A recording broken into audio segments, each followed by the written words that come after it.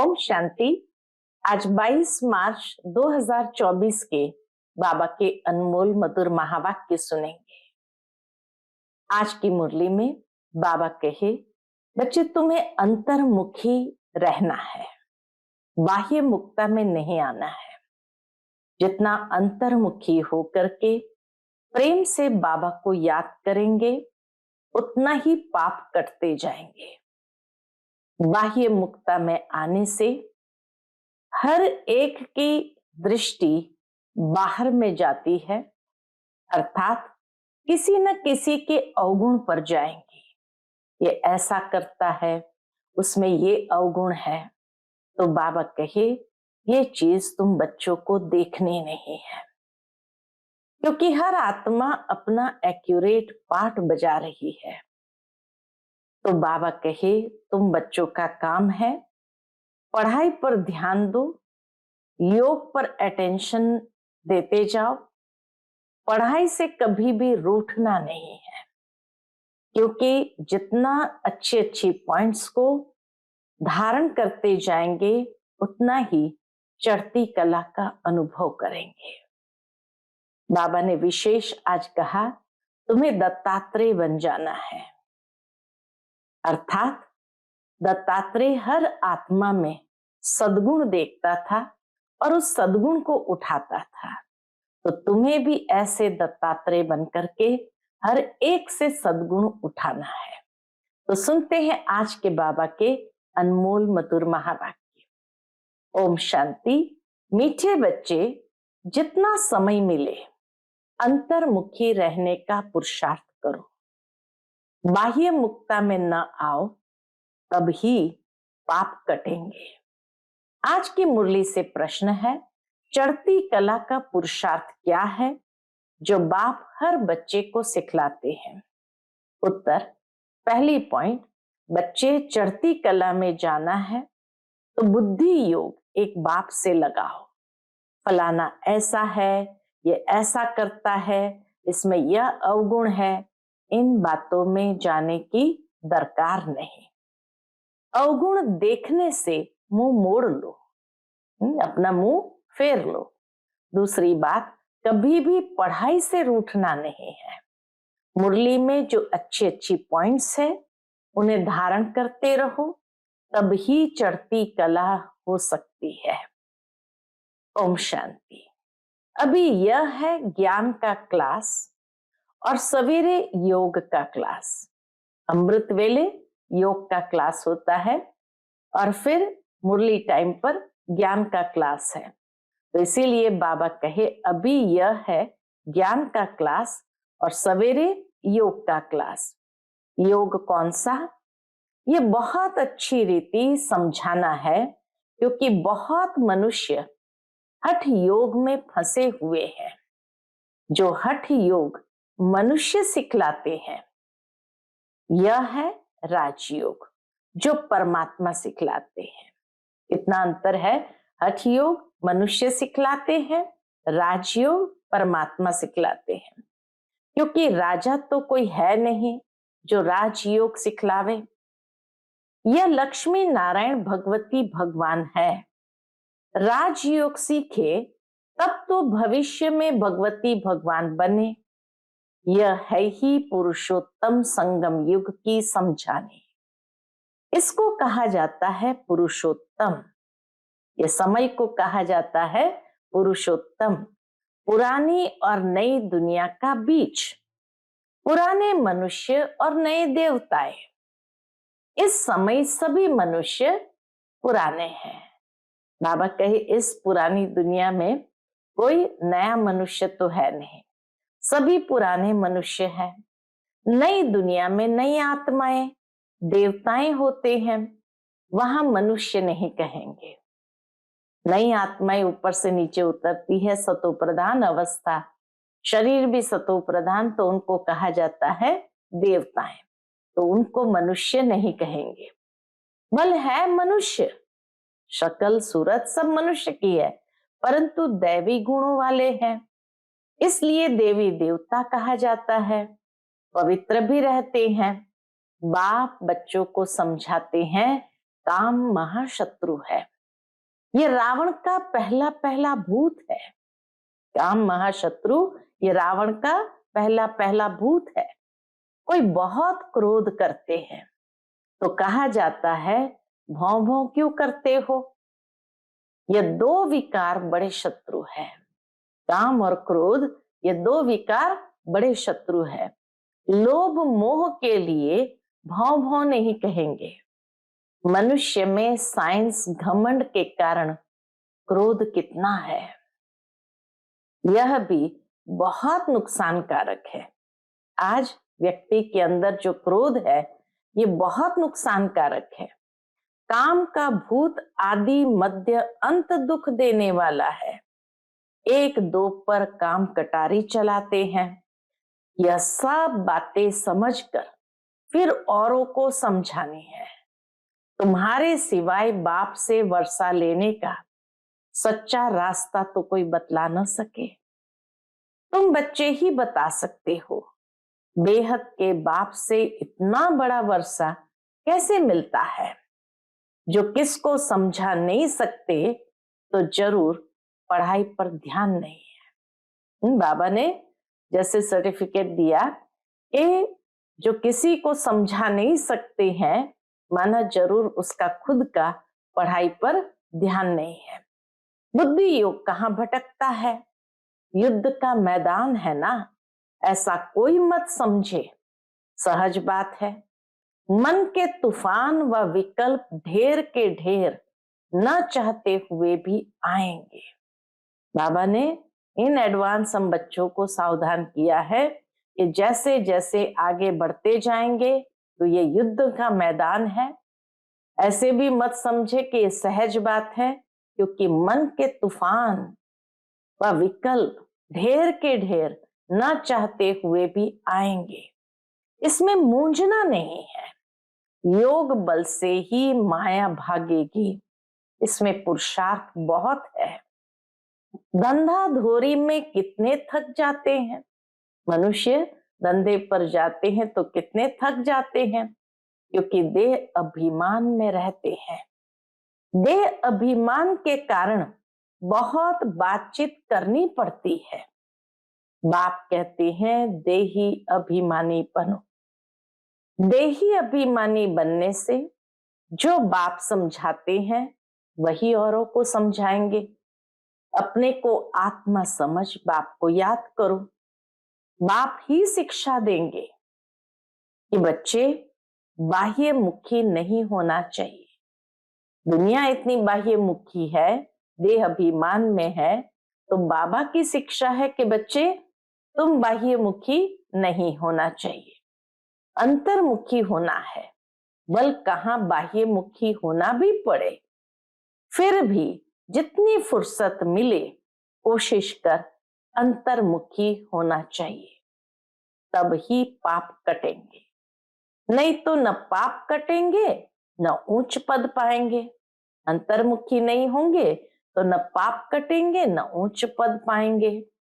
जन्म जन्मांतर के पाप सिर पर है। सबसे जास्ती पाप किसके हैं। बाबा कहे सबसे जास्ती पाप ब्राह्मणों के हैं। आदि से जो पाठ बजाया उनमें भी नंबरवार है। जो बहुत ऊंच बनते हैं वही बिल्कुल नीच भी बनते हैं। जो प्रिंस बनते हैं उनको ही फिर बेगर भी बनना है। ड्रामा को अच्छी रीति समझना है। जो पहले आए हैं वही पिछाड़ी में आएंगे। बाबा कहे जो पहले आएंगे वही नेचुरली पिछाड़ी में भी आएंगे। जो पहले पावन बनते हैं वही पहले पतित बनते हैं। बाप कहते हैं मैं भी आता ही हूं इनके बहुत जन्मों के अंत में। ब्रह्मा बाबा के बहुत जन्मों के अंत में। सो भी जब वानप्रस्थ अवस्था है, इस समय छोटे बड़े सबकी वानप्रस्थ अवस्था है। बाप के लिए गायन भी है। सर्व की सदगति करने वाले वह होती ही है पुरुषोत्तम संगम युग पर। सर्व की सदगति इसी समय होती है पुरुषोत्तम संगम युग पर। यह पुरुषोत्तम संगम युग भी याद रखना चाहिए। जैसे मनुष्य को कलयुग याद है, संगम युग सिर्फ तुमको याद है। तुम्हारे में भी नंबरवार है। बहुतों को तो अपना गोरख धंधा ही याद रहता है। बाहर से मुंह हटा हुआ हो तो धारणा भी हो जाए। या तो बुद्धि योग बाहर में रहेगा या भीतर रहेगा। अगर भीतर रहेगा तो धारणा होगी, बाहर की दुनिया में रहेगा तो धारणा भी नहीं होगी। एक कहावत है, अंत काल जो स्त्री सिमरे। बुद्धि योग बाहर होगा तो नेचुरल है किसी न किसी का सिमरण होगा। जो गीत व श्लोक अच्छे अच्छे हैं, जिनका हमारे ज्ञान से कनेक्शन है, वह रखने चाहिए। जैसे चीची दुनिया से जाना ही होगा। दूसरा, नैनहीन को राह दिखाओ। ऐसे ऐसे गीत अपने पास रखने चाहिए। बनाए तो मनुष्य ने है, ये गीत बनाए तो मनुष्य ने है, जिनको इस संगम का पता ही नहीं है। इस समय सब ज्ञान नैनहीन अंधे है। जब परमात्मा आए तब आकर राह दिखाए।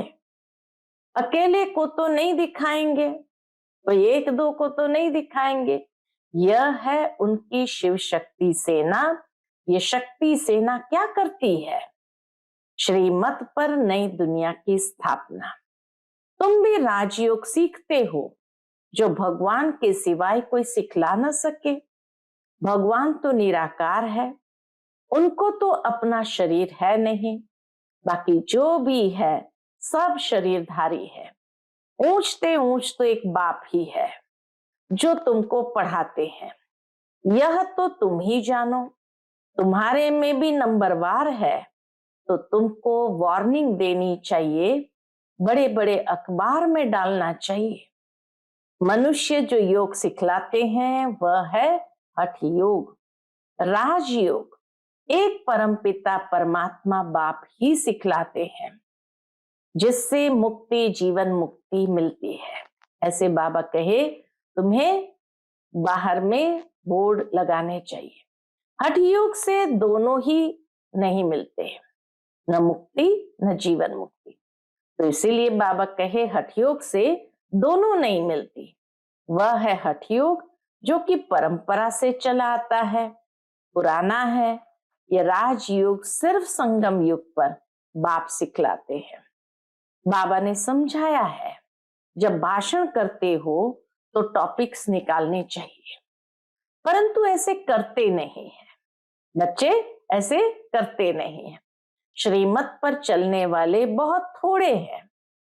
पहले भाषण लिखो, फिर पक्का करो तो याद आएगा। तुमको ओरली भाषण करना है। ये भी बाबा सिखाते थे कि देख करके नहीं बोलना है, ओरली भाषण करना है। तुमको पढ़ करके तो नहीं सुनाना है, तुमको पढ़कर तो नहीं सुनाना है। विचार सागर मंथन कर भाषण करने की ताकत उसमें रहेगी जो अपने को आत्मा समझकर फिर बोलते हैं। हम भाइयों को सुनाते हैं, ऐसे समझने से ताकत रहेगी। ये बहुत ऊंची मंजिल है ना। पान का बीड़ा उठाना मासी का घर नहीं है। बाबा कहे इस दुनिया को परिवर्तन करने का पान का बीड़ा उठाना मासी का घर नहीं है। जितना तुम रुस्तम बनेंगे उतना माया का वार होगा। अंगद व महावीर भी रुस्तम था। तब कहा रावण भी हमको हिलाकर दिखाए। अंगद ने पैर रख दिए और कहा रावण भी हिलाकर दिखाए। ये स्थूल बातें नहीं है, शास्त्रों में ये दंत कथाएं हैं। ये कान जो परमात्मा बाप का सुनहरी ज्ञान सुनने वाले थे, वह दंत कथाएं सुन सुनकर क्या बन गए? एकदम पत्थर बन गए हैं। इसलिए बाबा कहे स्थूल बात नहीं है कि अंगद ने पैर रख दिया। वास्तव में ये सूक्ष्म बातें हैं, लेकिन दंत कथाओं के रूप में उसको स्थूल में प्रकट किया है। भक्ति मार्ग में माथा भी घिसाया तो पैसे भी गंवाए, सीढ़ी नीचे उतरते आए हैं। 84 जन्म की भी कहानी है ना, जो भी भक्ति की है नीचे ही उतरे हैं। बाबा कहे जो भी भक्ति की है नीचे ही उतरे हैं। अब बाप ऊपर चढ़ना सिखलाते हैं। अब तुम्हारी चढ़ती कला है। अगर बुद्धि योग बाप के साथ नहीं लगाएंगे तो जरूर नीचे ही गिरेंगे। बाप को याद करते हो तो ऊपर चढ़ते हो। मेहनत है बहुत, परंतु बच्चे गफलत करते हैं। धंधे में बाप को और नॉलेज को भूल जाते हैं। माया तूफान में लाती है, फलाना ऐसा है, यह करता है, ये ब्राह्मणी ऐसी है, इसमें यह अवगुण है। तो बाबा क्या कहते, अरे इसमें तुम्हारा क्या जाता है। सर्वगुण संपन्न तो कोई बना नहीं है। कोई का अवगुण न देख गुण ग्रहण करना है। अवगुण देखो तो मुंह मोड़ लो। बाबा की शिक्षा है, अवगुण देखो तो मुंह मोड़ लो, फिरा लो। मुरली तो मिलती है, बस सुनते धारण करते रहो। बुद्धि से समझना है, यह बाबा की बात बिल्कुल ठीक है। जो बात ठीक न लगे छोड़ देनी चाहिए। उस पर अपना समय संकल्प नहीं गंवाना चाहिए। पढ़ाई से कभी रूठना नहीं चाहिए। ब्राह्मणी से व पढ़ाई से रूठना गोया बाप से रूठना। ऐसे बहुत बच्चे हैं जो फिर सेंटर पर नहीं आते हैं। भल कोई कैसा भी है, तुम्हारा काम मुरली से है। कोई कैसा भी है, किसमें कोई अवगुण है, तो बाबा कहे तुम्हारा काम मुरली से है। मुरली जो सुनाए उनमें से अच्छी अच्छी पॉइंट्स धारण करनी है। किसी से बात करने में मजा नहीं आता तो शांत करके मुरली सुनकर चले जाना चाहिए। रूठना नहीं चाहिए। मुरली छोड़नी नहीं है। रूठना नहीं चाहिए कि हम यहाँ नहीं आएंगे। नंबरवार तो है, यह भी अच्छा है। जो सुबह को तुम याद में बैठते हो, बाबा आकर सर्च लाइट देते हैं। बाबा अनुभव सुनाते हैं। जब बैठते हैं तो जो अनन्य है वह बच्चे पहले याद आते हैं। बाबा को भी जो बच्चे याद करते हैं तो उसमें जो अनन्य है वह बच्चे पहले याद आते हैं। बल विलायत में है, कलकत्ते में है, तो पहले अनन्य को याद कर सर्च लाइट देते हैं। बाबा भी उनको याद कर सर्च लाइट देते हैं। बच्चे तो भल यहाँ भी बैठे हैं, परंतु बाबा याद उनको करते हैं जो सर्विस करते हैं। जैसे अच्छे बच्चे शरीर छोड़ जाते हैं तो उनकी आत्मा को भी याद करते हैं। बहुत सर्विस करके गए हैं तो जरूर यहाँ ही नजदीक कोई घर में होंगे, तो उनको भी बाबा याद कर सर्च लाइट देते हैं। है तो सब बाबा के बच्चे। देखो बाबा कितना बच्चों को याद करके सर्च लाइट देते हैं। कोई कहाँ भी है, अनन्य है, जो बहुत सेवा करते हैं, तो बाबा कहे ऐसे बच्चों को बाबा भी सर्च लाइट देते हैं। 2 इंजन है ना, इसलिए बाबा ने कहा यहाँ सर्च लाइट दो। है तो सब बाबा के बच्चे, परंतु कौन कौन अच्छी सर्विस करते हैं ये तो सब जानते हैं। बाबा ने कहा यहाँ सर्च लाइट दो तो देते हैं। 2 इंजन है ना। शिव बाबा ब्रह्मा बाबा को जब कहते हैं यहाँ सर्च लाइट दो तो देते हैं, तो 2 इंजन हो गए ना। यह भी इतना ऊंच पद पाते हैं तो जरूर ताकत होगी। ब्रह्मा बाबा में भी इतनी ताकत होगी। भल बाबा कहते हैं हमेशा यही समझो कि शिव बाबा पढ़ाते हैं तो उनके याद रहनी चाहिए। बाकी यह तो समझते हो यहाँ 2 बत्ती है और तो कोई में 2 बत्ती नहीं है। 2 आत्मा की ज्योति है और तो कोई में 2 बत्ती नहीं है। इसलिए यहाँ 2 बत्तियों के सन्मुख आते हैं तो अच्छी तरह से रिफ्रेश होते हैं। मधु बनाते हैं बाप दादा के सन्मुख तो रिफ्रेश होते हैं। टाइम भी सवेरे का अच्छा है, स्नान कर छत पर एकांत में चले जाना चाहिए। बाबा ने इसीलिए बड़ी बड़ी छतें बनवाई है। पादरी लोग भी एकदम साइलेंस में जाते हैं, जरूर क्राइस्ट को याद करते होंगे, गॉड को जानते नहीं। अगर गॉड को याद करते होंगे तो शिवलिंग ही बुद्धि में आता होगा। अपनी मस्ती में जाते हैं, वो एकांत में अपनी मस्ती में जाते हैं, तो उनसे गुण उठाना है। बाबा के उनसे भी गुण उठाओ। दत्तात्रेय के लिए भी कहते हैं वो सबसे गुण उठाते थे। तुम बच्चे भी नंबरवार दत्तात्रेय हो। आज बाबा ने हम बच्चों को एक नया नाम दिया, कौन हो? दत्तात्रेय। यहाँ एकांत बहुत अच्छा है, जितनी चाहो कमाई कर सकते हो। बाहर तो गोरख धंधा याद पड़ेगा। 4 बजे का टाइम भी बहुत अच्छा है, बाहर कहाँ जाने की जरूरत नहीं है। घर में बैठे हो, पहरा भी है, यज्ञ में पहरा भी रखना पड़ता है। यज्ञ की हर वस्तु की संभाल रखनी पड़ती है, क्योंकि यज्ञ की एक एक चीज बहुत बहुत वैल्यूएबल है, इसलिए सेफ्टी फर्स्ट। तभी यज्ञ में बहनें पहरा देती थी, अभी तो भाई देते हैं। यहाँ कोई आएंगे नहीं, समझते हैं यहाँ जेवर आदि तो कुछ है नहीं, ये मंदिर भी नहीं है। आजकल चोरी सब जगह होती है, लेकिन फिर भी बाबा कहे सेफ्टी तो रखनी पड़ती है, क्योंकि कईयों को पता नहीं तो अंदर घुस आते हैं। तो चोरी सब जगह होती है। विलायत में भी पुरानी चीजें चोरी करके ले जाते हैं। जमाना बहुत डर्टी है, काम महाशत्रु है, वह सब कुछ भुला देता है। तो तुम्हारा सवेरे एक क्लास होता है एवर हेल्दी बनने का, योग के द्वारा एवर हेल्दी बनने का, और फिर यह है एवर वेल्दी बनने का। ज्ञान का क्लास, ज्ञान के एक एक रतन तो इतना वेल्दी बना देते।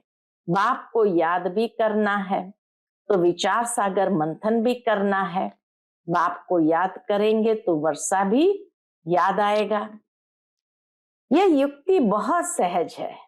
जैसे बाप बीज रूप है, झाड़ के आदि मध्य अंत को जानते हैं, तुम्हारा भी धंधा यह है, बीज को याद करने से पवित्र बनेंगे। चक्र को याद करेंगे तो चक्रवर्ती राजा बनेंगे, अर्थात धन मिलेगा। राजा विक्रम और राजा विक्रमाजीत, राजा विक्रम और राजा विक्रमाजीत 2 संवत मिक्स कर दिए हैं। रावण आया तो विक्रम संवत शुरू हुआ, रावण आया तो विक्रम संवत शुरू हुआ, डेट बदल गई। वह चलता है 1 से 2500 वर्ष। विक्रमाजीत संवत चलता है 1 से 2500 वर्ष, फिर चलता है 2500 से 5000 वर्ष तक। हिंदुओं को तो अपने धर्म का पता नहीं। यह एक ही धर्म है जो असली अपने धर्म को भूल अधर्मी बने हैं, धर्म स्थापक को भी भूले हैं। तुम समझा सकते हो आर्य समाज कब शुरू हुआ?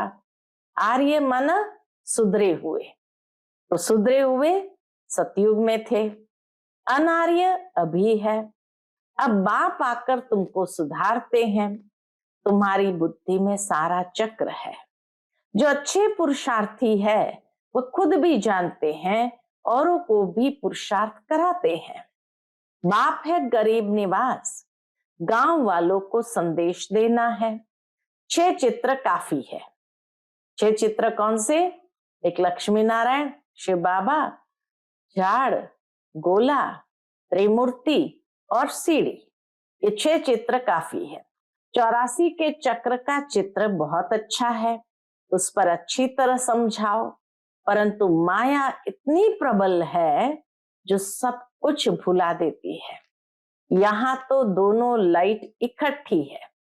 शिव बाबा, ब्रह्मा बाबा दोनों लाइट इकट्ठी है, एक बाप की एक इनकी, दोनों जबरदस्त है। परंतु ये कहते हैं तुम एक ही जबरदस्त लाइट को पकड़ो। ब्रह्मा बाबा कहते हैं तुम एक ही लाइट शिव बाबा को पकड़ो। सब बच्चे यहाँ भागते हैं, समझते हैं डबल लाइट है। बाप सन्मुख सुनाते हैं, गायन है, तुम ही से सुनूं तुम ही से बोलूं, परंतु ऐसे नहीं यहाँ बैठ जाना है। 8 रोज काफी है, अगर बिठा दे तो ढेर हो जाए। एक को बिठा दे तो बाबा कहे ढेर हो जाए। ड्रामा अनुसार सब कुछ चलता रहता है, परंतु तुमको आंतरिक खुशी बहुत होनी चाहिए। वह खुशी उन्हें होती जो आप समान बनाते हैं। प्रजा बनावे तब राजा बने, प्रजा बनावे तब राजा बने। पासपोर्ट भी चाहिए। बाबा से कोई पूछे तो बाबा फट से कहते हैं अपने को देखो, मेरे में क्या अवगुण है। स्तुति निंदा सब सहन करना पड़ता है। जो यज्ञ से मिले उसमें खुश रहना है। यज्ञ के भोजन से तो बहुत लव चाहिए, जो मिले बहुत प्रेम से स्वीकार करो। सन्यासी थाली धोकर पीते हैं क्योंकि उनको भोजन का महत्व है। समय ऐसा आना है जो अनाज भी न मिले तो सब कुछ सहन करना पड़ता है, तब पास हो सकेंगे। बाबा कहे समय ऐसा आना है, कुछ नहीं मिलेगा, सब कुछ सहन करना पड़ता है, तब पास हो सकेंगे। अच्छा, मीठे मीठे सिकिलते बच्चों प्रति माता पिता बाप दादा का याद प्यार और गुड मॉर्निंग।